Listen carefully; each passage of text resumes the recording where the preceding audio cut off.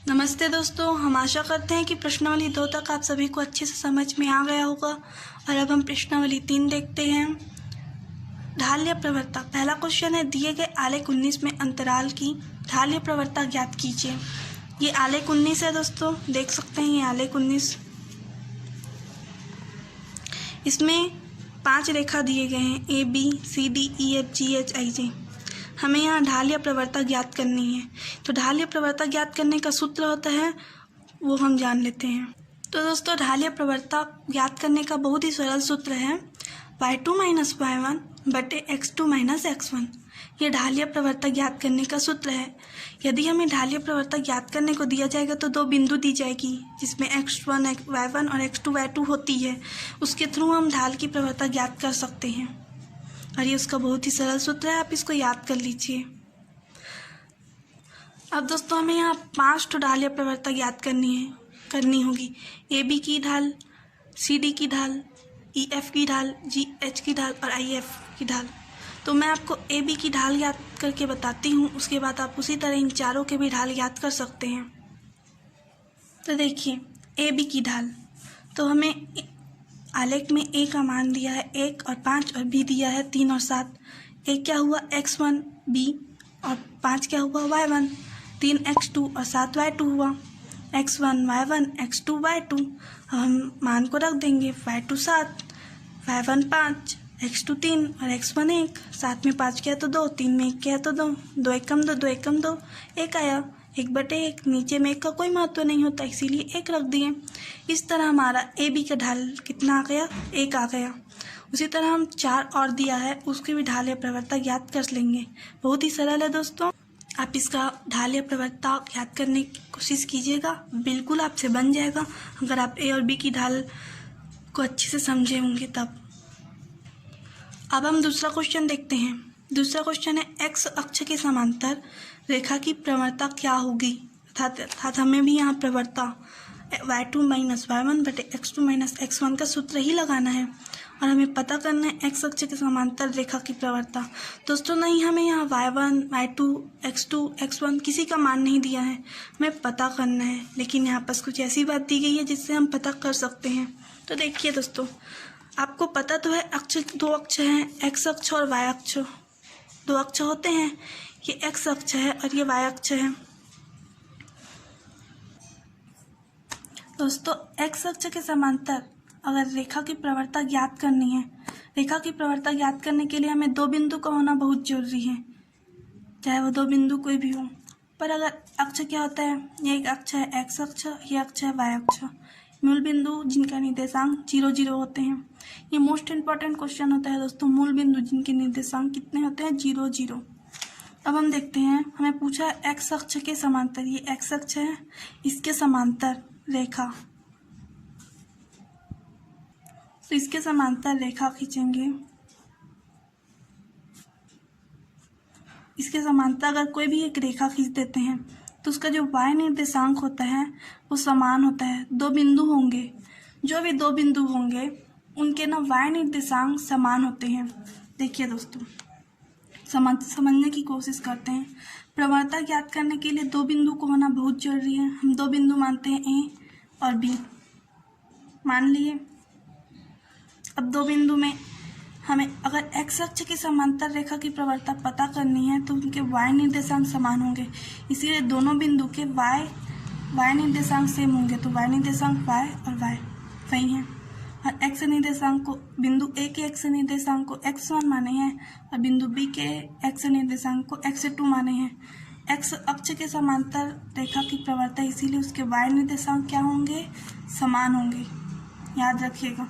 और यदि y अक्ष के समांतर रेखा की प्रवणता ज्ञात करनी होती, मतलब y अक्ष के समांतर होता तो उसके x निर्देशांक समान होते, मतलब ये x और ये x समान होता और ये y1 होता, बिंदु A का y निर्देशांक y1 होता और बिंदु B का y निर्देशांक y2 होता। परंतु हमें x अक्ष के समांतर ज्ञात करनी है, इसीलिए A बिंदु का x निर्देशांक x1 होगा और B बिंदु का x निर्देशांक x2 होगा, लेकिन y निर्देशांक सेम होगा तो y है।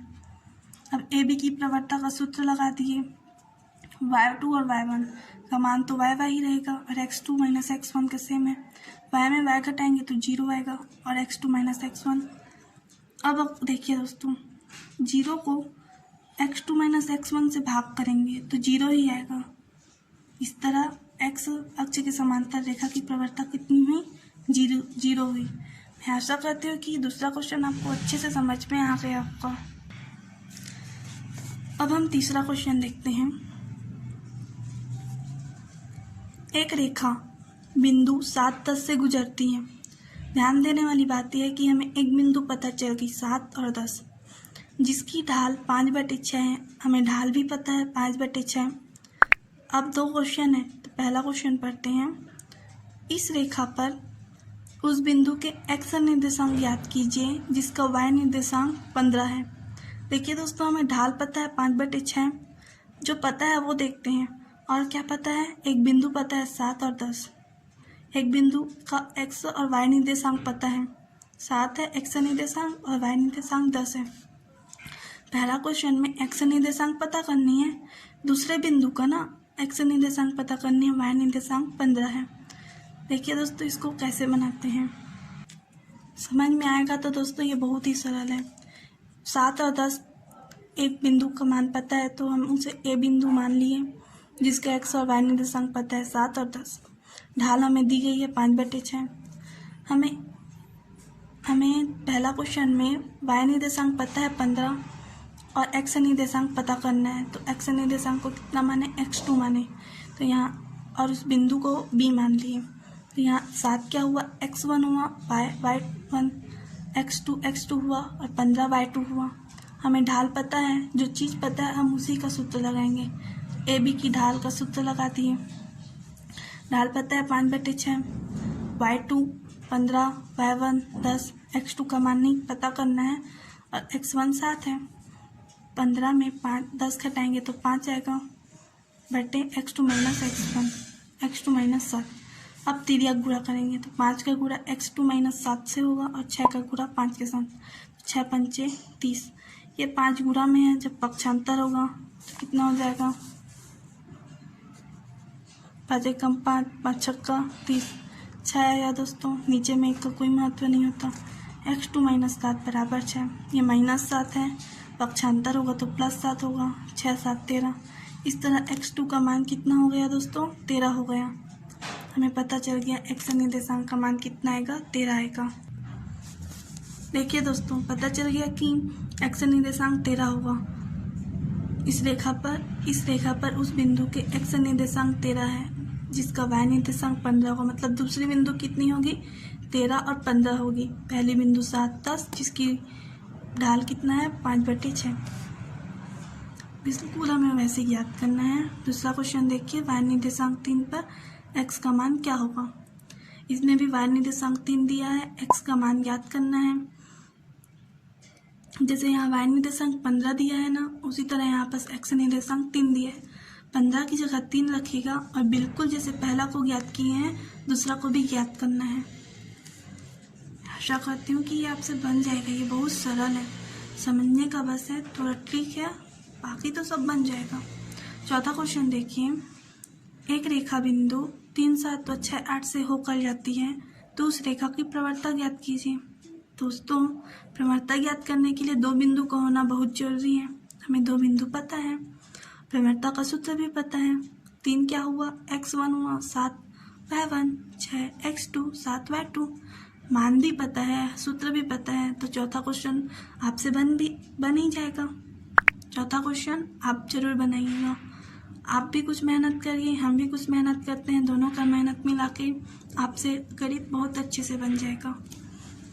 यदि आपसे ये नहीं बनेगा तो बताइएगा, पर आप पहले कोशिश कीजिएगा। इसमें हमें सबका मान पता है, सूत्र भी पता है, बन जाएगा। छठवां क्वेश्चन देखते हैं। सरल रेखा 5x + 6y = 7 को y = mx + c के रूप में लिखिए। दोस्तों, ये y = mx + c ये सरल रेखा के समीकरण का सूत्र होता है। सरल रेखा के समीकरण का सूत्र, जहाँ m को रेखा की ढाल बोलते हैं और c क्या होता है? अंतःखंड होता है। ठीक है, तथा रेखा की ढाल तथा y अक्ष से अंतःखंड ज्ञात कीजिए। हमें रेखा की ढाल अर्थात m और y अक्ष से अंतःखंड को c से प्रदर्शित करते हैं। तो c और m का मान ज्ञात करना है। हमें एक समीकरण दिया है 5x + 6y = 7। हमें ज्ञात क्या करना है, m और c का मान ज्ञात करना है। तो यदि हम इसकी तुलना इससे करेंगे तो हमें m और c का मान पता चल जाएगा। देखिए दोस्तों, 5वां क्वेश्चन बहुत ज़्यादा सरल है, बस आप एक एक टू कॉन्सेप्ट को समझिएगा। मैं आपको बता रही हूँ। हमें समीकरण दिया है 5x + 6y = 7। अब हमें इसकी तुलना करनी है किससे, y = mx + c से। तो y अकेले है, x वाला ये है और एक अलग संख्या है वो ये है। c = 7 पता है हमें। अब हमें ऐसे ही जमाना है इसको, तो 6y को यही रहने देंगे, मतलब y वाली को y जगह रहने देंगे तो रहने दिए। अब ये x वाला पहले रहेगा, इसलिए +5x को जब पक्षांतर किया तो -5x आ गया और यहाँ +7 तो पहले से ही है। देखिए दोस्तों, पक्षांतर बस किए, बस ये जैसे जमा है ना वैसे इसको जमा दिए। y अलग है इसीलिए y को अलग कर दिए। c इधर है, c तो साथ ही होगा, एक ही संख्या है, और x वाला ये है तो ये +5x जब बराबर की इधर आएगा तो -5x हो गया और कुछ नहीं हुआ है ना, घबराइएगा मत, बस ऐसे ही हुआ है। फिर 6 का पक्षांतर किए, गुणा में है तो भाग में होगा, -5x/6 और 7/6। अब हमारा बिल्कुल जम गया इसके जैसे, y = mx + c और y = -5/6x + 7/6। अब तुलना कर देंगे हम, तो यहाँ x के बगल में m है, यहाँ x के बगल में क्या है, -5/6। तो रेखा की ढाल m बराबर क्या होगा, -5/6 होगा, और c + c तो यहाँ क्या है, +7/6 है। तो हमें 7/y अक्ष का अंतःखंड कितना हो गया, 7/6। बस तुलना किए हैं, उसी तरह जमा दिए हैं, y को अलग कर दिए। y का गुणांक कुछ नहीं होना चाहिए, 1 होना चाहिए, तो 1 है ही। 6 को पक्षांतर कर दिए, इसी के जैसे जमाना था समीकरण को, जो जमा दिए, तुलना करने पर m और c का मान ज्ञात कर दिए। मैं आशा करती हूँ दोस्तों कि ये क्वेश्चन आपको समझ में आया है। बिल्कुल बहुत सरल है ये क्वेश्चन। अब हम 6वां क्वेश्चन देखते हैं। उस सरल रेखा का समीकरण ज्ञात कीजिए जो y अक्ष से 3 माप का अंतःखंड काटती है एवं जिसकी प्रवणता 5/4 है। प्रवणता जिसको m से प्रदर्शित करते हैं वो 5/4 है। अंतःखंड जिसको c से प्रदर्शित करते हैं वो 3 है। सरल रेखा का समीकरण का सूत्र होता है y = mx + c। m का मान पता है, c का मान पता है, मान रखने पर सरल रेखा का समीकरण हमें प्राप्त हो जाएगा। मैं आपको इसको बताती हूँ। देखिए दोस्तों, y अक्ष का अंतःखंड जो c है उसका मान 3 है, रेखा की प्रवणता m का मान 5/4 है। सरल रेखा का समीकरण का सूत्र होता है y = mx + c। m का मान रखे 5/4 और c का मान रखे 3। ये नीचे में जो बटा होता है उसका अगल और बगल दोनों के साथ गुणा हो जाता है, इसीलिए जब 4 का y के साथ गुणा होगा तो 4y आएगा, और नीचे का ये 4 हट जाता है तो 5x रह गया, प्लस 4 × 12। अब हम सब समीकरण को एक तरफ रखेंगे और बराबर 0 करेंगे, तभी समीकरण बनेगा। तो +5x -5x हो गया, +4y यही है, और +12 जब पक्षांतर होगा बराबर के इस पर तो -12 होगा, बराबर यहाँ कुछ नहीं बचा तो अब 0 रह गया। जब माइनस सामने में माइनस नहीं रहता इसीलिए माइनस का अंदर गुणा किया जाता है, तो माइनस और माइनस प्लस हो जाएगा, माइनस प्लस माइनस और माइनस माइनस प्लस, चिन्ह परिवर्तन हो जाता है। कहने का अर्थ है दोस्तों, यहाँ माइनस है तो प्लस हो गया, प्लस है तो माइनस, माइनस है तो प्लस, अगर सामने में माइनस हुआ तब ऐसा होता है। इस तरह में सरल रेखा का समीकरण पता चल गया। 5x - 4y = 12 + 12 = 0, मतलब 5x - 4y + 12 = 0, जिसका अंतःखंड 3 और रेखा की प्रवणता 5/4 है। उसका समीकरण ये है। 6वां क्वेश्चन देखने के बाद हम 7वां क्वेश्चन को देखते हैं। 7वां क्वेश्चन बिल्कुल दोस्तों दूसरा क्वेश्चन जैसे है। दूसरा क्वेश्चन में x अक्ष के समांतर रेखा की प्रवणता ज्ञात की थी, और 7वां क्वेश्चन में y अक्ष के समांतर रेखा की प्रवणता ज्ञात करेंगे। मैं आशा करती हूँ कि यदि आप दूसरा क्वेश्चन को समझ गए होंगे तो सातवां क्वेश्चन आपसे बन जाएगा, और यदि सातवां क्वेश्चन आपसे नहीं बनेगा तो बताइएगा, हम आपको सातवां क्वेश्चन को बताएंगे। अब आठवां क्वेश्चन देखिए दोस्तों। y अक्ष से 6 माप का अंताकरण, 6 माप का अंताकरण अर्थात c का मान पता है 6, काटने वाली -5/3 ढाल, ढाल अर्थात m का मान पता है। रेखा का समीकरण ज्ञात कीजिए। समीकरण का सूत्र क्या होता है? y बराबर mx प्लस c, m का मान पता है, c का मान पता है। बिल्कुल दोस्तों छठवां जैसे बनने वाला है ये क्वेश्चन। मैं आशा करती हूँ कि आठवां क्वेश्चन आपसे बन जाएगा। नौवां क्वेश्चन भी बिल्कुल सेम है। हमें सरल रेखा ज्ञात, सरल रेखा का समीकरण का सूत्र लगाना है। नौवां क्वेश्चन को आप स्वयं से बनाने का कोशिश कीजिएगा। यदि आपसे नौवां क्वेश्चन बन गया मतलब प्रश्नावली 3 आपको अच्छे से समझ में आ गया, और यदि नौवां क्वेश्चन आपसे नहीं बना तो नहीं आया अच्छे से, नौवां क्वेश्चन को आप स्वयं से बनाने की कोशिश कीजिएगा। और यदि नहीं बनेगा, कोशिश करने के बावजूद नहीं बनेगा, तब आप डिस्क्रिप्शन बॉक्स में मैसेज करिएगा, हम नौवां क्वेश्चन का एक अलग से वीडियो आपको अपलोड करेंगे। अब 10वां क्वेश्चन देखते हैं दोस्तों। 10वां क्वेश्चन मोस्ट एमपी क्वेश्चन है। मूल बिंदु से होकर जाने वाली रेखा की मूल बिंदु के निर्देशांक क्या होते हैं दोस्तों? 0 0 होते हैं। रहने वाली उस सरल रेखा की प्रवणता ज्ञात कीजिए जो बिंदु 2 3 से भी होकर जाती है। सरल रेखा की प्रवणता का सूत्र तो हमें पता ही है, एक बिंदु पता है 2 और 3, और मूल बिंदु के निर्देशांक 0 0 होते हैं। 10वां क्वेश्चन देखिए दोस्तों। वो 2 और 3 एक बिंदु थे जिसको हम P मान लिए, एक बिंदु पता चल गई। मूल बिंदु और जिनके निर्देशांक क्या होते हैं? 0 0 होते हैं। अब हमें 2 बिंदु पता है, अब उसकी प्रवणता ज्ञात करेंगे। प्रवणता का सूत्र है ये x1 y1 x2 y2। 2 क्या है? x1 है। 3 क्या है? y1 है। 0 x2 0 y2, y2 का मान 0, y1 का मान 3, x2 का मान 0, x1 का मान 2। 0 में 3 घटाएंगे तो -3 आएगा, 0 में 2 घटाएंगे तो -2 आएगा। ऊपर नीचे सेम चिन्ह होने के कारण माइनस माइनस प्लस हो गया, 3/2। इस तरह PO की प्रवणता कितनी हो गई? 3 2 हो गई। या कह सकते हैं,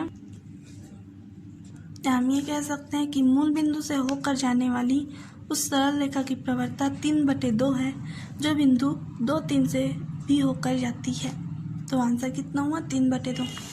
हम आशा करते हैं कि प्रश्नावली 3 आपसे बन जाएगा। प्रश्नावली 3 बहुत सरल है दोस्तों। यदि इसमें से कोई भी क्वेश्चन आपसे नहीं बनेगा तो आप डिस्क्रिप्शन बॉक्स में कमेंट कर दीजिएगा, हम आपको उस क्वेश्चन का वीडियो बना के अपलोड कर देंगे। थैंक यू वेरी मच दोस्तों।